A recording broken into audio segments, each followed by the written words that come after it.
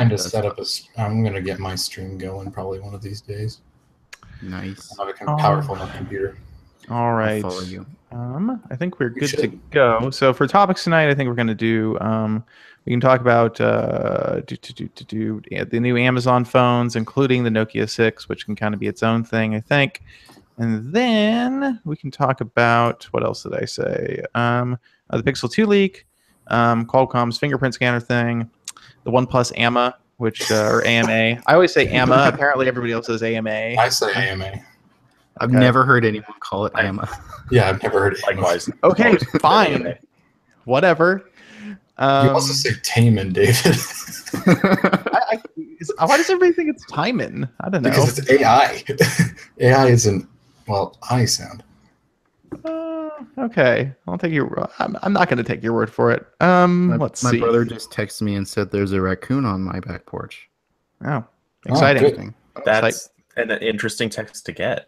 Shoot it. I don't know. Yes. They sent a picture here. Look. You are in Georgia. Yeah. Yeah, they're assholes. Oh, they are. Oh, yes, they are. Yeah, I think they got in my trash recently. Yep. That's why they would be there. Yep. I have a problem with possums. Those fucking things love coming around here. My house is the feral cat hangout. Oh, fun. That's smelly and bad. Well, actually, most of them are really nice to me for some reason. They hate everybody else, but they love me. Do you feed them, Jordan? Are you like Are you the crazy cat lady of your neighborhood? I just sit out there on my porch and pet them, and they come back. I've never fed them. There's that stupid thing. Okay. Let's see if Windows feels like disconnecting my microphone halfway through the stream again. Yeah. Let's see if Windows doesn't crash on me today. Okay, I'm going to start my recording. And I guess I'll kill the one I started already. All right. Everybody recording? Yep. Yes. Okay. Corbin, On 3. 1, 2, 3. That was good. That was good clapping, everyone. Good clapping. Good clap. Okay. All right. I think we're ready to start here. Just don't fail, Corbin. Counting on you tonight. I'm last. That's easy to remember. Welcome to the Android Police Podcast. I'm your host, David Ruddick. I'm Cody Toombs. I'm Jordan Palmer. And I'm Corbin Davenport. Wait, wasn't Corbin supposed to go first? Yep, but he said he's going last, so... Oh, okay. I said I'm going last. I don't... Okay. You guys figured that out. So, we are pros. Absolutely. We're very good at this. So this week we're gonna hit a few stories that I think I wouldn't say it was a slow week for Android, but it was, nothing crazy happened. So I think this week we'll probably start with what was probably the biggest story for Android police readers, coming from XDA developers this time. Some specifications for the Pixel 2s leaked, and so basically what we saw is that there's going to be 2 phones, which I had kind of said earlier, and one will be 5 inches and one will be 6 inches. So now what we know about the 6-inch phone is that it has a 1440p LG OLED display. So this would be a phone that would use an LG OLED panel, which would be very interesting, after Google invested around $900 million, allegedly, in LG's display unit. So that would be that would make sense. It would probably make sense that LG was then making the phone, which is what I've heard. Allegedly, it'll have a Snapdragon 835, clocked at 2.54 or 2.45 gigahertz, excuse me. And wow, there's an ad hijacking my page right now on Android Police. This is such a great experience. 4 gigs of RAM. They say 128 gigabytes of storage. I would not bet on that being the standard storage configuration. I'll just tell you that. I would say bet on 64. Then there's the smaller one, which has around a 5-inch display with Snapdragon 835, still 4 gigs of RAM, and 64 gigabyte storage option. Also Also, the source for XDA says that the Walleye, the smaller phone, will be almost identical to the current Pixel with large bezels. So, and they say that the larger phone, Taman, will have smaller bezels than the Pixel XLs, which I can corroborate that. I'll just say it. So that's definitely seems accurate. They also say that the smaller one, I don't know if they explicitly say the bigger one is ditching the headphone jack, and I'm not sure if it is either, but they know that the smaller one is losing the headphone jack, and that's what we've heard for a while now. Yeah, it's bad news. Ugh. Not buying it. Very annoying. I wonder if Google's going to make some USB-C headphones. Nah, they'll go wireless, all the time. They remember we see Google copy Apple all the time. This is, by the way, encompassed totally in troll quotes. Yeah, but Apple does have Lightning headphones, so Bought them. Yeah, I mean, I think that'll probably Google will probably have to sell a USB-C headphone, even if they don't make it. I imagine so. Yeah, that's going to have to be a thing. And I assume it's going to have an adapter in the box then, which is the most annoying thing in the universe because, like, every time, I always lose them. Yeah, I lose them where I forget to have them when I actually need them. Mm-hmm. It's very annoying. It's more annoying than you would think, unless you use Bluetooth headphones, in which case you think we're all just whining about absolutely nothing. Which basically Artem. Yeah. Bluetooth's all well and good until all your headsets in your gym bag die. Yeah, exactly. That's what I don't like about Bluetooth headphones. A lot of them don't have a great way to check the battery, like at a glance, and the battery doesn't last long enough. And I've myriad complaints about them. It's just another thing to have to worry about charging and maintaining. Especially since all my Bluetooth headsets are still micro USB. Yeah. Yeah, I know. And then you have to bring around another charger. It's no bueno. Yeah, and to be clear, it wasn't. Nobody was clear on whether or not Taman had a headphone jack. I would assume that the smaller one doesn't have one, then Taman doesn't have one, but I don't know either way. I would just be likely to think it doesn't. So yeah. But getting rid of the headphone jack is very annoying. So supposedly, according to XDA, part of the reason they're getting rid of the headphone jack on smaller Pixel is they're going to put in another speaker, which, if that's true, is absolutely not worth it. Yeah, that's not a worthy trade-off. Yeah, we also didn't hear anything about know, waterproofing, which is interesting. I don't use the headphone jack hardly at all on my phones, so I'm not sure I would actually mind that so much. I care more about having dual speakers. I use mine literally every day at the gym. So, I mean, I could do it with an adapter and it'd be livable, but it would just be an annoyance. Well, and then my car only has an aux port. It doesn't have Bluetooth. Yeah, if you don't have Bluetooth in your car, then that gets to be My car doesn't even have an aux port. I use a good old cassette adapter.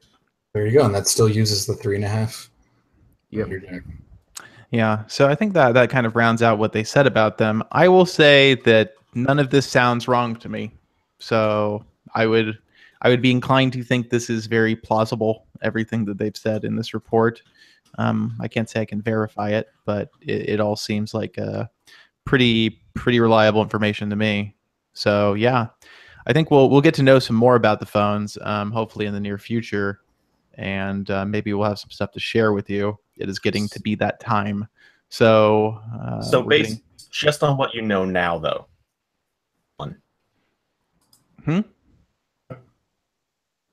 Oh, somebody cut out. Yeah, I didn't. Cody, you cut off. Oh, no, I was just saying, based on what you know now, would you buy one? Ooh, the larger one? Probably. Yeah, definitely. There's some cool stuff that we've learned recently. I can't say anything about it, unfortunately. But I would go for the larger one. Yeah, I think it's going to be pretty good. I don't want to hype it too much, but I think the changes people are going to be largely happy with. Aside from deleting the headphone jack, nobody's going to be super happy about that. So yeah, as we learn it and we kind of verify our information, obviously we will start putting some things out there and letting you know what we know. But it's going to be. I think that Taman is gonna impress people. I think it's going to be a modern looking smartphone. in the way that the Pixel XL really right now is not. So like kind of G6 styling, or Well, I don't want to get into details at this point. So we'll see what it looks like, and I think people will be fairly excited for it. There's, I'm not gonna say anything else, guy, because it's just gonna turn into a big tease. So, stop it. I know. With the Pixel 2 news out of the way, we have some concrete news about upcoming phones. From Amazon. Amazon announced 5 new Prime exclusive phones. I believe that's the largest launch they've ever done for Prime exclusive. 1 phone from Nokia, 1 phone from Moto, and 3 from Alcatel. And I think that across the board, these 3 of the 5 at least look pretty good. Yeah. So the Nokia 6, I think, is probably the most interesting on average to people, I would say. I mean, yeah, $229 for a Snapdragon 430. That kind of lines up with the base model Moto G. Well, G5 that's not the that's not the prime price. That's not the prime price. The prime price is 170. Oh, yeah. I'm sorry. I'm reading the wrong section on your post. Yeah, so the prime price is $179 for a Snapdragon 430, which is a good, decent mid-range chip, I would say. 435 would be preferable, but the Nokia 6 I think was out, and basically it was too early for that chip, I think. But it comes with 32 gigs of storage, 3 gigs of RAM, a 1080p display. It looks nice. It's a pretty stockish Android, right? As far as I'm aware. Yeah, Nokia was hyping up the fact that they pretty much left it untouched and that they're going to be really big on updates. Yeah. I know everyone was praising the Nokia 6's build quality. Like, it's a very well-built Ron phone. Amadio at Ars Technica was drooling over that phone. Just absolutely salivating. It seems like at $179, like $229 to me, like that's compete with the Moto G Plus, G4 Plus, right? So that's they're very similarly spec'd. But the G4 Plus has the G5 Plus, excuse me, which has a Snapdragon 625, though, right? Or is it a 6? Wait, is it a 430 in the G5? I believe it has a 630 or 635. I don't think it has a 625. Yeah. Oh, 6. Okay, yeah. So the same processor as the Z Play last year, which is a pretty robust chip. It's a little older, but that's pretty powerful. Same one that's in the BlackBerry Key 1 as well. Yeah. So I don't know. I feel like the Nokia 6 looks nice. Probably almost definitely better build quality than the G5. I don't like the way the G5 looks either. I think it's a very ugly smartphone. But just capacitive keys, man. Yeah. Yeah, there's that. It's a bummer. Yeah. Although, the G5 Plus does have Motorola's really fast fingerprint scanner. So there's that. I think, does the Nokia 6 have a scanner? I don't know. It looks like it does. I feel like it does. The home button has a pad on it. Yeah, I feel like it did. Yeah, it's got to with that look. Yeah, and those capacitive keys. Eesh. Yeah, right. Those are not nice. And they're not centered on the bottom of the phone either. That's almost worse. It's like HTC. Yeah. And then there's that.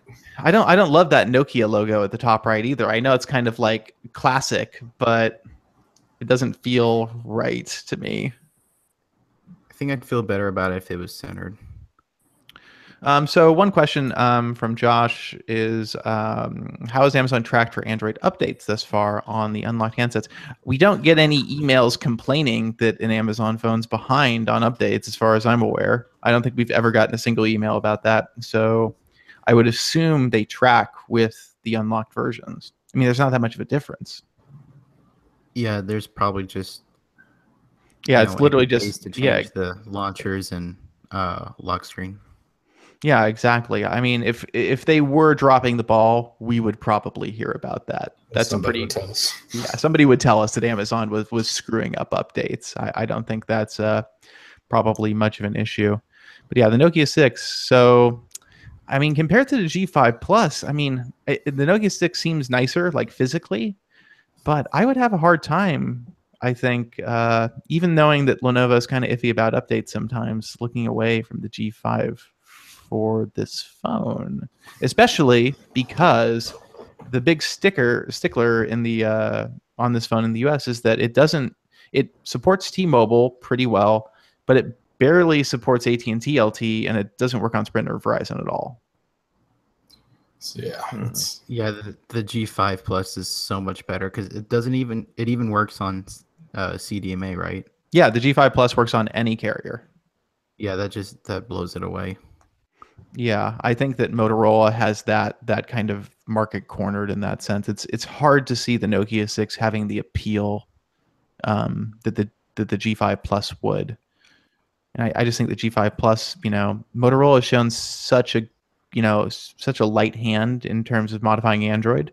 And hey, software keys are better. Yeah.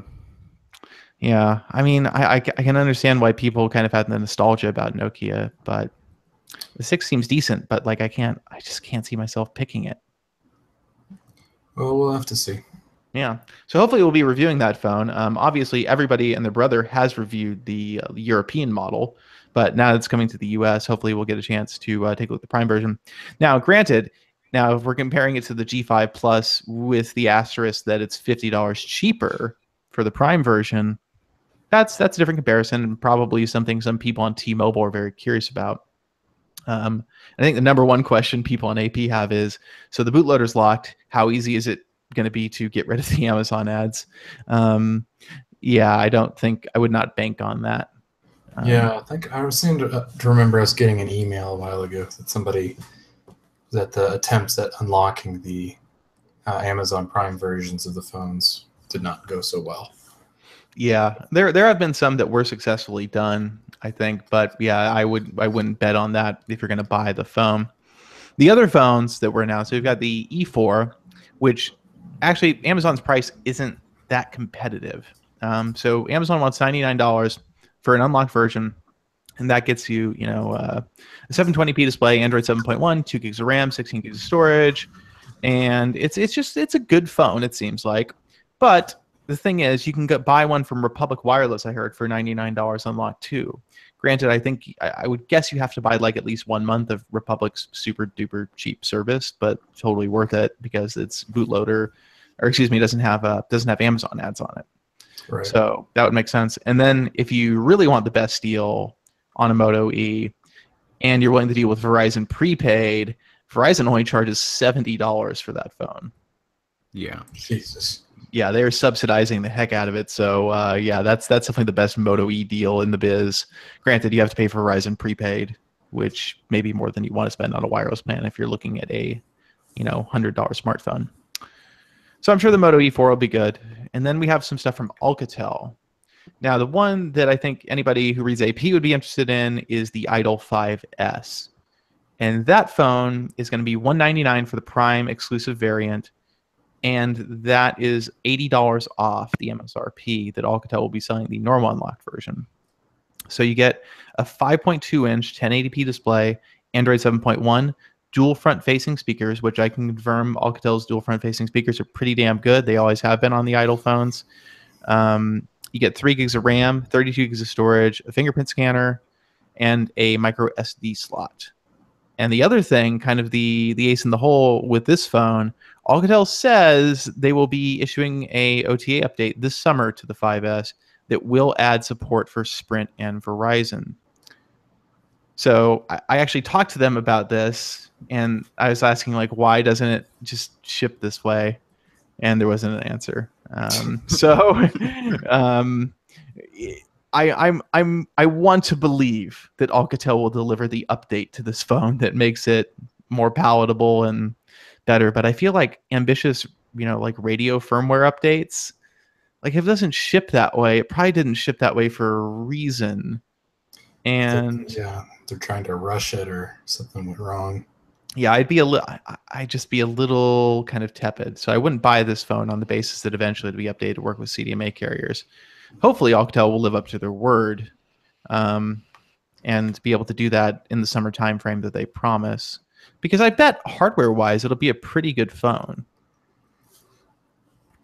Does it come with Nougat? It does. Android 7.1. Yep. So I would guess that it will get Android O maybe a year and a half from now, conservatively. So Yeah, they're generally not good about that. Another issue with some of these phones is you have to take into account how good these companies are with updates. Like, And Alcatel is generally pretty bad. yeah, I mean, Motorola is obviously terrible at this point. And I Nokia is believe- promising to be good.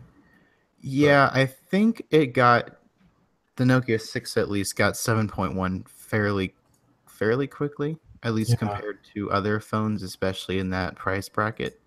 I think it launched with 7.0 at MW, or it was announced at MWC with 7.0. And I think, it just got 7.11.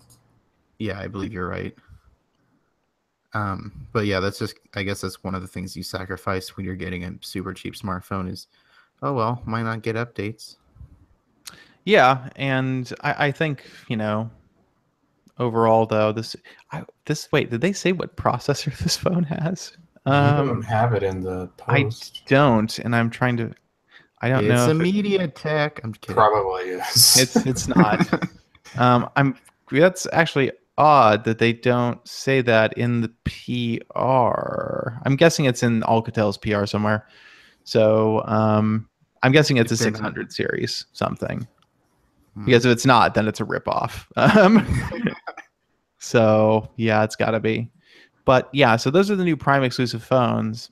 So I mean, just honestly speaking, if I had to buy a budget phone and I had to live with it for at least a year, I don't know if I would be willing to put up with the ads. I can't say I would. Yeah. It's a good deal though. It really is. But I think if I had to choose one of these phones to live with for a year, I'd probably go with the Nokia 6, even though I'm not a huge fan of capacitive buttons. I might too, just because it's different, and I'd want to be curious to see how Nokia supports it and what happens with the software. Yep. I would go with the Nokia as well. Granted, I would have to be on T-Mobile. Yeah. And it's really the only phone on this list that doesn't look like it's dirt cheap. Like the rest of these have pretty big bezels and just the Nokia aren't 6 so has great. huge bezels. Compared to the Okay, Moto, that's true. I meant Idol. on the sides rather. Like if you look at the Moto E, it's like it looks like an iPod Touch. It kind of does. That's true. Yeah, the E, because the E has the slightly curved glass at the edges, right? Or excuse me, the 6. Yeah, it does. Yeah. They do that 2.5D thing. Yeah, I guess I could see that. I think the Idol 5S, if Alcatel gets their shit together on optimizing the software for performance properly, could be good.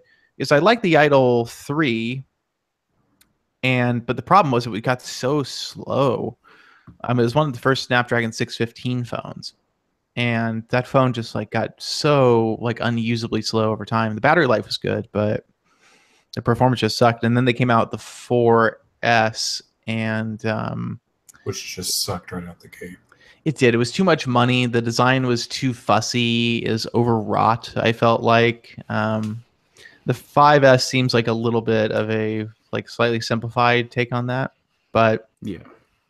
I'm hopeful that they're getting kind of their act together, because the 5S is definitely cheaper. So they want $280, whereas for the Idol 4S, granted the Idol 4S was a lot bigger. For the Idol 4S, they wanted $400 for a 5.5-inch screen, I believe. Granted, it was Quad HD, and the Snapdragon 652 is a high end of the mid-range processor. So they went more premium last year, and I felt like it actually hurt them compared to the previous attempt they made. So maybe this 5S is back in kind of the sweet spot for them. It's just interesting to see all of these budget phones popping up here in the U.S. Yeah, on Amazon, I think it's a great market though for them, because Amazon's subsidizing them. People are going to buy these for sure. Oh, yeah. Yeah. Probably more than people bought the Fire phone. Yeah. Oh, that's a given. Yes. So the other two phones that Alcatel announced with Amazon are really boring, the A50 and the A30 Plus, and I believe those were actually announced at MWC earlier this year. I don't remember because they were that uninteresting. Oh, the A50 looks fugly. Yeah, what is that capacity? Oh my So god. these are like, so this is like Alcatel's like budget carrier fodder in the US. They sell a absolute ton of these to prepaid carriers in America. Like you wouldn't believe. It Like looks like a Alcatel, CTE phone. Alcatel was up to the number 4 US manufacturer by sales Good God. last year Really? because of these cheap phones. Yeah. Hmm. Yeah, these sell incredibly well because they're so cheap. Yeah, you shatter your phone. Need something real quick. Or you're on Boost or Cricket or AT&T prepaid or, you know, like Metro or yeah, exactly. And they sell in crazy quantities. You know, Alcatel can't seem to make enough of them.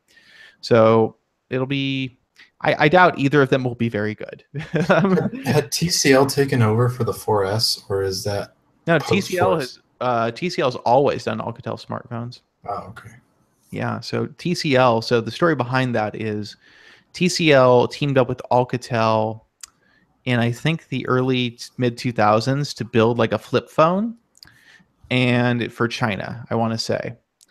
And basically after a while, it was a joint venture initially. It was a separate company called Alcatel and they made phones and it was a 50-50 thing.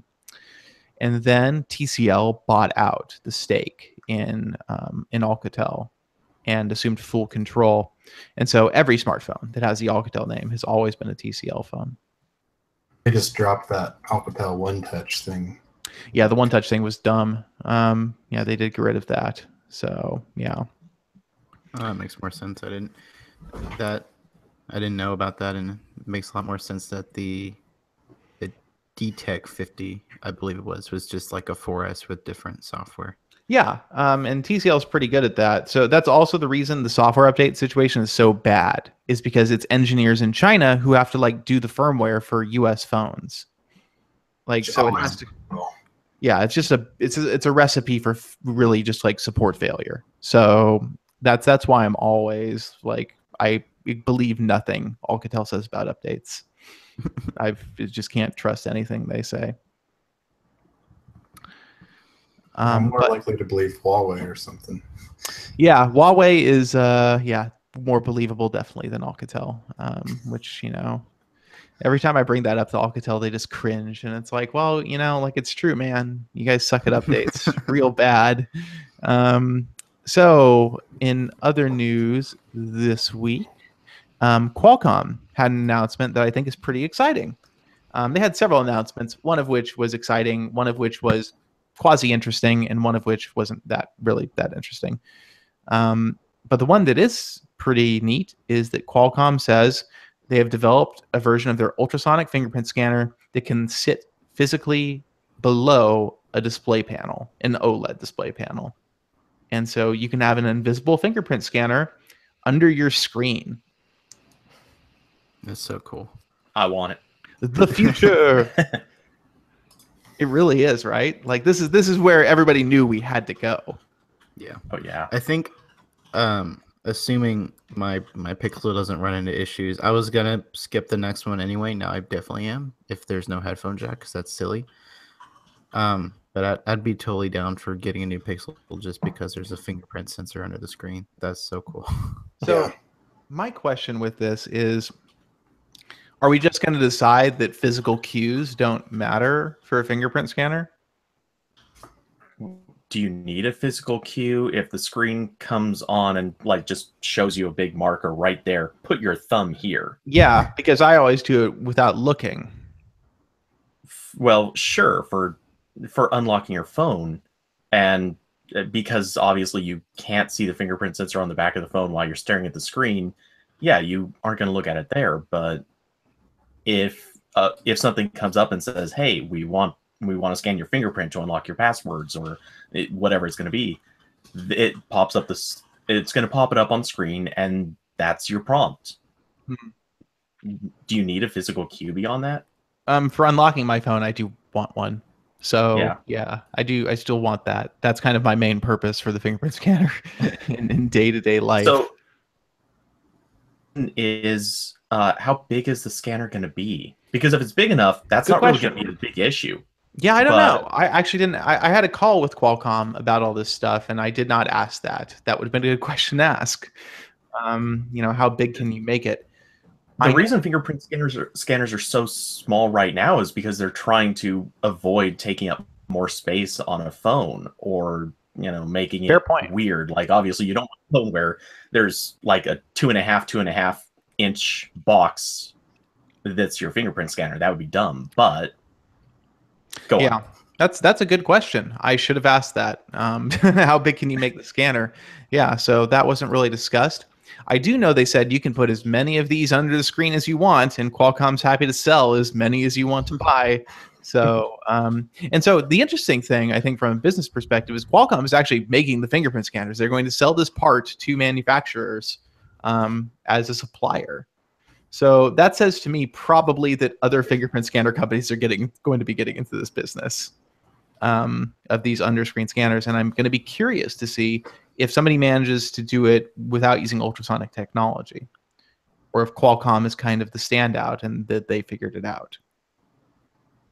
Yeah, and aren't like all the high-end fingerprint sensors made by the same company? Like, I think I read they're in, I want to say Finland. Yeah, you're right, and I forget the name of the company, but I think Synaptics makes them too. So I guess the question is will there be a noticeable drop in speed or accuracy or whatnot by going with Qualcomm's part? Yeah, exactly. Qualcomm was I asked about this. Qualcomm was a little wishy-washy about that. They're like, well, we're comparable to the current, what you see in high-end smartphone fingerprint scanners. And I'm like, what does that mean?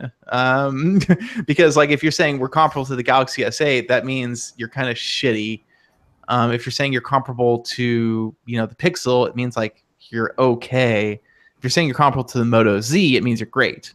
So there's a wide range of experiences there when you say high-end smartphone. I'm sure it'll get better over time. It's just the first generation or second that will be Yeah. Now, the other thing I've heard is that ultrasonic scanning is just generally less, that doesn't have the fine resolution that capacitive offers. It's a little more, it's not as granular, basically, just because of the way it works. So I'll be curious to see what security people have to say about it. Granted, Qualcomm makes a compelling argument in that you can't really spoof an ultrasonic scanner. You would have to create a physical model of somebody's finger and the depth of the ridges. You'd have to have a fake finger. I mean, my question is this going to work better than current capacitive sensors for those of us with calloused, burned, and scarred thumbs? It might, especially because Qualcomm's solution, it ignores dirt and water and other contaminants on your skin, because those don't have the same kind of, I guess, resonance that's looking for when it scans or sends out its ultrasonic pulse. So this can even work underwater. Ooh. Yeah. I mean, that would be my biggest thing, because I can't get most fingerprint scanners to work, especially the front-mounted ones. And the other thing Qualcomm said that's pretty nifty is, so if you want to be really secure, you can do a live human being check, because ultrasonic can detect whether or not there's blood flow to your finger. So if somebody does make a fake finger, it would be pretty hard to fake the blood flow to that fake finger. I gotta see BlackBerry picking up on this, because, man, can you imagine BlackBerry's marketing for that? Yeah, I have to. I'm like I said, I'm very curious to see what security people say about the resolution of Qualcomm scanner. And the other thing this can do, by the way, it's a heart rate monitor, so you can monitor your heart rate with this too, because it uses ultrasonic. So it's a lot more flexible functionally than the standard capacitive fingerprint scanner, and it can do gestures too, just like a capacitive one. Huh. I wonder if that could potentially work better for stuff like Android Pay than just having a heart rate sensor on a smartwatch. Because isn't that what Android Pay on Android Wear uses right now? That and Samsung Pay, and it doesn't read through tattoos. Yeah. Yeah, they do that. Well, I don't know if it would work better because the ultrasonic requires a pretty like direct contact with the skin. So probably your watch probably wouldn't be pressing firm enough to get a read, I would guess. And you're one of those people that likes to create a tourniquet with your wristwatch. Yeah. Yeah, I'm not sure about that. Did you get a chance to ask about like battery consumption with the ultrasonics? Do you know if it's higher or lower? I don't know. I would assume any difference would be kind of minuscule considering how, often it would have to be active. Now, I don't know. I can think of ways they could cheat so it wouldn't have to be active that often. Just like, basically, hey, like detect an electric current that something's touching and then activate the scanner. I could see it as a way to get around that, but yeah, I'm just curious because with something like Wear, you probably would want to keep it going fairly often. Yeah, that's an interesting point. I had not. I don't think anybody asked them about that. It's a good question. Niche question. Yeah, and the cool thing does, to be clear with everyone, it does work when the display is on, so there's no issue there because the display doesn't generate any significant sonic interference for a scanner. Whereas if you tried to do this with a capacitive scanner, obviously the display would be a fairly big hurdle to get across. There's a little bit of electronic noise there, like a wall. Actually, that's another point. Could this potentially be used for phones that have capacitive navigation buttons, and a capacitive home button could also be a fingerprint sensor? Like imagine the like the Nokia 6, but instead of having a pad and a physical button for the home button, it would be another capacitive key. Yeah, of course. Qualcomm was able to do that already with their older ultrasonic scanners. They could just sit under glass. It wasn't a problem. Oh, okay, I didn't know. Yeah, and actually, so they didn't just announce this scanner. They announced 2 other versions of it, one of which is designed to go under either glass or metal, and one of which is designed to go under glass. So they have that flexibility there, and I don't know what the price differences or anything. But yeah, you could put this under a piece of totally flush metal or glass, and it still works. Granted, LG announced something similar last year for glass. That'd be a really cool idea if they let you change how big, and you could just phone manufacturer could just make it like a large amount of the back of the phone, so you just pick up your phone and you don't even have to think about putting your finger in a certain place. Just unlock. Yeah, that'd be kind of cool. Yeah, so I'm curious to see what Qualcomm ends up, what kind of traction they end up getting with these scanners, or if this is just them saying first when everybody else is just about to announce the same thing, basically. It's probably that. Yeah, with it's Qualcomm and Samsung Racing. Yeah, because I don't think the Note 8 is going to have an in-screen fingerprint scanner. I think that's not on the table at the moment.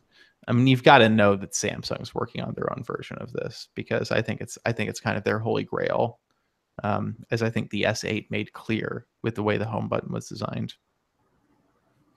Oh yeah, I can see it coming. I mean, Samsung has been pushing that envelope for years with the iris scanner, and they had the first Android fingerprint scanners too, didn't they? Or was that Motorola, the Atrix? But anyway, yeah. I can see Samsung doing. Yeah, it was the Atrix was the first. Yeah, I remember that the Atrix was the first one. That was kind of a big deal. It was one of those stupid swipe scanners. But yeah, I do remember that. Those were dark days. They were dark days. Oh, I remember the original Samsung swipe scanners. They were terrible. And speaking of terrible, OnePlus did an AMA this week. Oh boy, it did not go so well. Oh man, good old OnePlus. Yeah, I don't know who wrote that story. I did. Corbin? Oh, Corbin. Corbin, tell us what happened. Okay, so let me just start out. This was very fun to read. This whole thread. I should have made popcorn before reading this. This was just beautiful. So, if you're completely unfamiliar with how Reddit works, there is a subreddit called AMA, or Ask Me Anything, and it's where companies or individuals will basically just allow anyone to ask them questions Sometimes it's used for marketing, which is kind of what it felt like here, because they even said, like, in the top post, like, the OnePlus 5 is now available for sale, and they were more specifically answering questions about that phone. But obviously, OnePlus has not had a perfect track record the last couple months. The main issue being software support, because if you're buying, let's say you're buying, how much was the OnePlus One? I forget. $299. Yeah, it's $300. Okay. So if you're buying a $300 phone and you don't get updates, like, it's annoying, but it's also comes with the fact that you're buying a phone half the price of most flagships. But OnePlus has started to kind of creep up. So the question of actual software support is pretty important. I mean, even Google, says we update our phones for 2 years, security updates for 3. That's, I think that's reasonable. It could be better, but it's reasonable. OnePlus has not given any kind of timeline, and they've kind of done worse where they previously promised that they would update the OnePlus 2 and OnePlus X, which was their kind of one-time smaller phone, to Android 7.0 Nougat. And then they completely stayed silent about that for months and still said it was happening, but they didn't offer any kind of timeline or anything like that. And then a while later, they finally said, "Oh, just kidding, we're not doing that." So a lot of the questions, probably the most asked, was about the software situation for the OnePlus 5, and none of those were answered, as you might expect. Another popular question was about the OnePlus 5 camera blobs. I'm not completely familiar with ROM development, or at least the developer side of it. But my understanding is that OnePlus has not released the proprietary binary blobs to control the camera, so custom ROMs can't use all of the features of the stock ROM when it comes to the camera. Which, to be fair, nobody does. Okay, yeah, that's true. That's true. Yeah, because if it's a Sony sensor, they're Sony's blobs. So, Yeah. like, of course, they're never going to release them. Yeah. So, I mean, again, people were asking, "Hey, are you going to release any of them?" Not for the OP3 or 3T or 5. No answer. There were a couple. That was kind of the two major ones that I saw that went unanswered. There were a few other smaller ones, like the concerns about OnePlus 5 cheating on benchmarks. But again, like David said, everyone does that, so it's kind of whatever. Also, some questions about customer service, because OnePlus hasn't been great on that either. And I mean, I looked through the answers that OnePlus provided, and they were mostly, I want to say, like, easy answers. They kind of just talked about the software and some of the neat hardware features. So marketing spiel. Yeah, they didn't really the only one that stood out as like answering a hard question was the top comment, which was, hold on, I'm trying to pull it up. Okay, it was about the Amsterdam OnePlus 5 pop-up, and you might know that OnePlus hosted several of these sort of pop-up events to promote the OnePlus 5, and they had a few OnePlus 5 units for sale. They had some accessories like backpacks, and they had the Dash Charge drinks that they showed off on April Fools. But someone asked, why was the Amsterdam one so bad? Because apparently there were very few phones on sale, and whoever posted the initial thread, David Yang, I don't know what position he has at OnePlus. He's not the CEO or anything, but he basically said, we made a mistake. We underestimated the scale of support we would receive. He owned up to the problem, and it was nice to see. That was the only answer like that. There were no other, "We're sorry, we messed up," or "We will confirm this," or "We will dedicate this level of software support." There wasn't anything like that. It was just, as Jordan said, it was pretty much purely marketing.